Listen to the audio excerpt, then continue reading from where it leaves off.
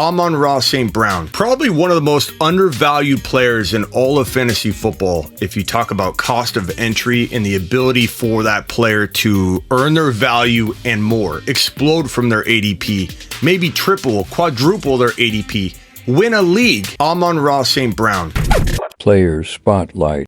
Everybody's heard, oh, he's one of the better wide receivers in the NFL at the end of the year, but no one really looks at it or examines it or breaks it down in a way that makes you think, okay, you don't trip and fall into these kind of numbers. And let me show you what I mean. During weeks 13 through 17, Amon-Ra St. Brown was number 2 in the entire National Football League, in the entire fantasy football space, scoring 125 points in 6 weeks. That's 25 points a game. If extrapolated across an entire season, which is a dangerous thing to do because I don't want to give the impression that I believe you can do that, but let's do it anyway. If you extrapolate the data, only Cooper Kupp would have scored more points than St. Brown on 17 games at that rate of scoring. It tells a story. We're looking for, is it a fluke? Is it a breakout? Is this a harbinger of things to come? And I think 5 games is a pretty darn good sample to at least paint a picture that this guy could be a top 12 wide receiver in 2022. Now, scoring varies a little bit, but that's pretty standard PPR scoring. So weeks 13 through 17, number 2 overall wide receiver. Extrapolate that data across 17 weeks, number 2 wide receiver. And the crazy part is, like, you could say something like, well, Smitty, he had a big week 15 or a week 13, but as you look into the numbers and you look at each individual week, you start to realize he was ultra consistent through week 13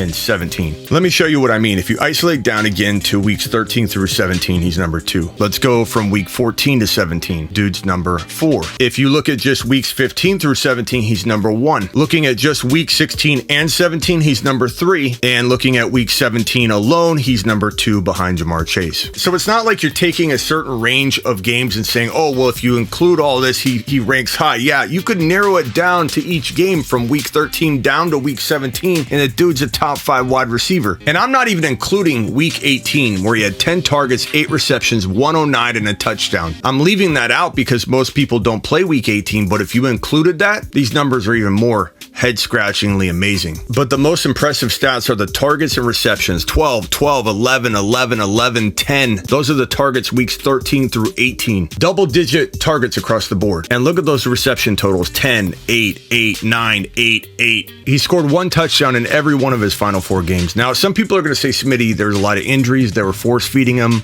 You can't expect those targets to be there in 2022. I get that's going to be an argument, and I'm not a moron. I do understand that. That's why extrapolating the data out doesn't make a lot of sense, because if it did to me, I'd be telling you he's the number 4 wide receiver. He's not going to be the number 4 wide receiver in fantasy. But if you factor in a dip in these targets, but the fact that he came into his own and exploded, you don't trip and fall into these kind of numbers. I don't care who's hurt. I don't care how much you're being spoon-fed. And that tells me that maybe he won't be number 4 like the extrapolated data would tell you, but he could be a crafty, sneaky top 12. This could be a sleeping giant wide receiver 1 of the low-end variety in fantasy football 2022. Buckle up. It's Amon-Ra St. Brown season again, because it already happened last year. He broke out already, but people aren't paying attention. He's going around 7 and 8 sometimes. The kind of team you can build with St. Brown is Chase in round 1, let's say. Let's say you get Javonte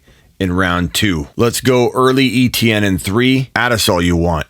And let's go Breece Hall in round 4. This is like our favorite build right here. Let's say we take George Kittle, who falls, to round 5 all the time now. It's one of the best deals right now in fantasy football. And Joe Burrow, probably our best player to grab in fantasy football, period. This is where, in this round right here, round 7, if you get St. Brown, look at the team you're building. Chase, Javonte, ETN, Hall, Kittle, Burrow, St. Brown. And even if, let's say, St. Brown's not going to fall to 7, let's do a worst case scenario. Let's say we draft Burrow here. Then you get St. Brown here. This team is still absolute fire. Absolute fire. Championship. Win a league, value. Amon-Ra St. Brown, you're headed to the moon, young man. To the moon. Get your one-on-one text advice at thefantasyfootballshow.com. Bold predictions, rankings, you name it. And get ready for more of these one-off spotlights on these monsters, sleeping giants, and bust candidates for 2022. Now get out of here.